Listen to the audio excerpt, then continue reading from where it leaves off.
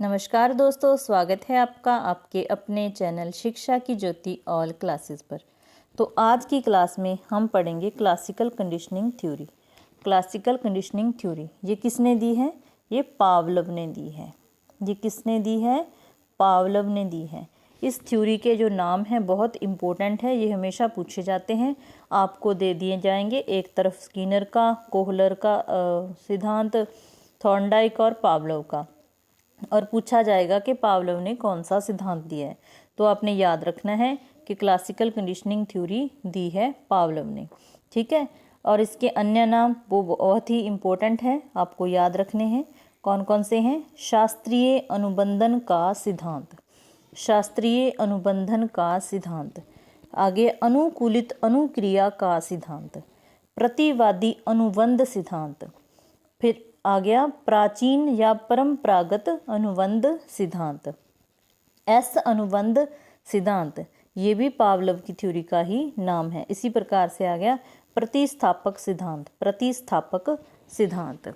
ये सारे नाम पावलोव की थ्योरी के हैं और याद आपको रखने हैं, ठीक है। पावलोव का जो पूरा नाम था वो था इवान पेट्रोविच पावलोव।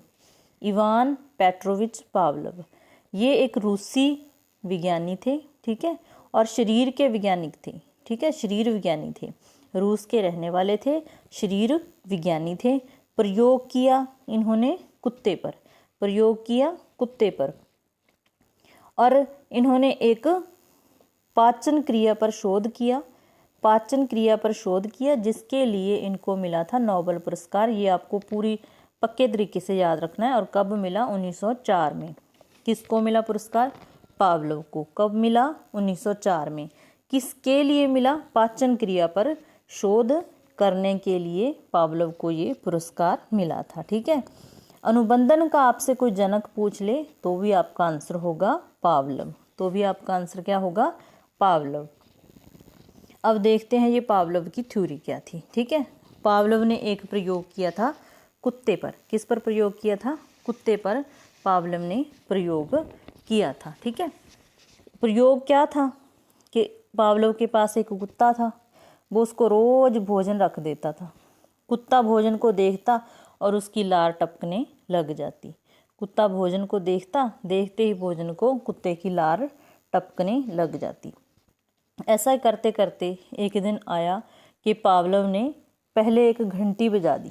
घंटी बजाई, उसके बाद कुछ सेकंड के बाद, ये गैप ज़्यादा नहीं होना चाहिए, 4 सेकंड से कम ही होना चाहिए, कुछ सेकंड के बाद भोजन दे दिया।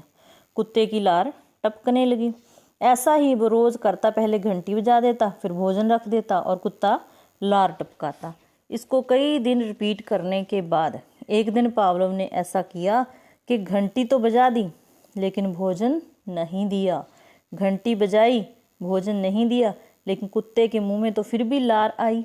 कुत्ते के मुंह में फिर भी लार आई, क्योंकि कुत्ते का जो उद्दीपक था, घंटी, कृत्रिम उद्दीपक था, उसके साथ क्या अनुबंधन हो चुका था कि घंटी बजती है तो मुझे भोजन मिलता है, घंटी बजती है तो मुझे भोजन मिलता है। कुत्ते ने, बेचारे ने सोचा कि घंटी बज गई, भोजन आएगा, और उसने लार टपकानी शुरू कर दी। पावलोव ने यही तो बताने की कोशिश की है कि अस्वाभाविक उद्दीपक के प्रति स्वाभाविक उद्दीपक के समान होने वाली प्रतिक्रिया को ही अनुबंधन क्रिया कहा जाता है। अस्वाभाविक, अस्वाभाविक क्या था? घंटी थी, और स्वाभाविक क्या था? भोजन था, लेकिन भोजन नहीं आया। कुत्ते ने तो अनुबंध बना लिया था कि घंटी बजती है मुझे भोजन मिलता है, स्वाभाविक उद्दीपक नहीं था। फिर भी अस्वाभाविक उद्दीपक के प्रति भी कुत्ते की क्रिया एक जैसी ही रही, मतलब उसने लार टपकाई। यही था पावलोव का सिद्धांत। अब इसमें आपको याद क्या क्या रखना है? पावलोव ने थ्योरी दी, उसके नाम याद रखने हैं, ठीक है। प्रयोग किस पर किया? कुत्ते पर किया। प्रयोग किया कुत्ते पर किया, ठीक है। नोबेल पुरस्कार मिला, 1904 में मिला, ये याद रखना है। इसके बाद आपको याद रखने हैं ये UCS क्या है, UCR क्या है, ये आपसे पूछे जा सकते हैं, पूछे जाते हैं, ठीक है। पावलोव ने अपने सिद्धांत का जो आधार है वो किसे बनाया है? अनुबंधन। अनुबंधन का जनक किसे कहा जाता है? पावलोव को। उसके बाद जो अनुबंधन है एक ऐसी क्रिया है जिसके द्वारा उद्दीपक तथा अनुक्रिया के बीच एक साहचर्य स्थापित हो जाता है। जैसे कुत्ते और घंटी के बीच में साहचर्य स्थापित हो गया कि घंटी बजती है तो मुझे भोजन मिलता है और इसी लिए वो लार टपकाने लग जाता है। ठीक है, अब देखना है आपको याद कैसे रखना है। ये यूसीएस है, यूसीएस है, इसका मतलब है unconditional stimulus. Unconditional stimulus, stimulus क्या होता है? उद्दीपक होता है। स्टिमुलस क्या होता है? उद्दीपक होता है। अनकंडीशनल स्टिमुलस का मतलब है स्वाभाविक। यहाँ पर आपको गलती नहीं करनी। अनकंडीशनल स्टिमुलस का अर्थ होता है स्वाभाविक, जो नेचुरल है वो उद्दीपक है। और अनकंडीशनल रिस्पॉन्स, कुत्ते की लार, ये भी एक स्वाभाविक अनुक्रिया है। ये भी एक स्वाभाविक अनुक्रिया है। ये स्वाभाविक अनुक्रिया है। ठीक है, अनुक्रिया है और ये स्वाभाविक क्या है? उद्दीपक है। ये चीज़ आपको याद रखनी है कि यूसीएस स्वाभाविक उद्दीपक है और यूसीआर स्वाभाविक अनुक्रिया है। ठीक है, तो अब जो पहली बार, ये 3 स्टेप याद रखने आपको। पहली बार तो क्या किया? भोजन देता है पावलोव कुत्ते को, कुत्ता लार टपकाता है। दूसरी बार क्या करता है कि पहले घंटी बजाता है, फिर भोजन देता है और उसके बाद कुत्ता लार टपकाता है। जैसे घंटी बजी, भोजन आया, कुत्ते ने लार टपकाई। घंटी बजी, भोजन आया, कुत्ते ने लार टपकाई। क्योंकि कुत्ते को अनुबंधन हो चुका था कि घंटी बजने के साथ ही उसे भोजन मिल जाता है। उसके बाद जो तीसरा स्टेप किया उसने घंटी तो बजा दी लेकिन भोजन नहीं दिया। भोजन नहीं दिया, फिर भी कुत्ते ने लार टपकाई। जब घंटी बजने के साथ कुत्ते की लार टपकी तो वो अस्वाभाविक अनुक्रिया थी। अस्वाभाविक अनुक्रिया थी और ये अस्वाभाविक क्या था? उद्दीपक था। अस्वाभाविक उद्दीपक था और अस्वाभाविक ही ये अनुक्रिया थी। ठीक है, ये चीज़ आपको याद रखनी है।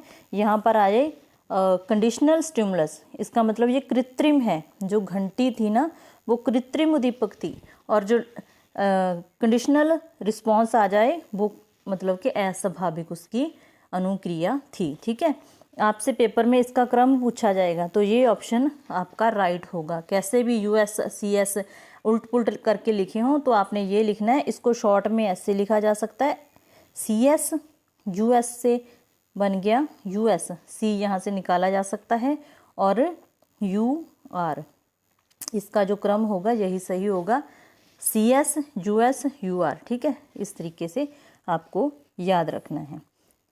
उम्मीद है यहाँ तक आपको समझ आ गई होगी पावलोव की थ्योरी की। आगे है, इस सिद्धांत के अनुसार घंटी के माध्यम से लार का आना अस्वाभाविक क्रिया हमने जान लिया और घंटी भी एक अस्वाभाविक उद्दीपक है, मतलब कि कृत्रिम उद्दीपक है। फिर अनुबंधन के ही कुछ प्रकार होते हैं जो पूछे जाते हैं, जैसे सहकालिक अनुबंधन। सहकालिक अनुबंधन मतलब कि घंटी बजाई और भोजन दिया, दोनों क्रियाएं साथ साथ कर दी। घंटी भी बजा दी और भोजन भी दे दिया, मतलब कि दोनों सहकालिक का मतलब साथ साथ दोनों क्रियाएं एक साथ हो जाना।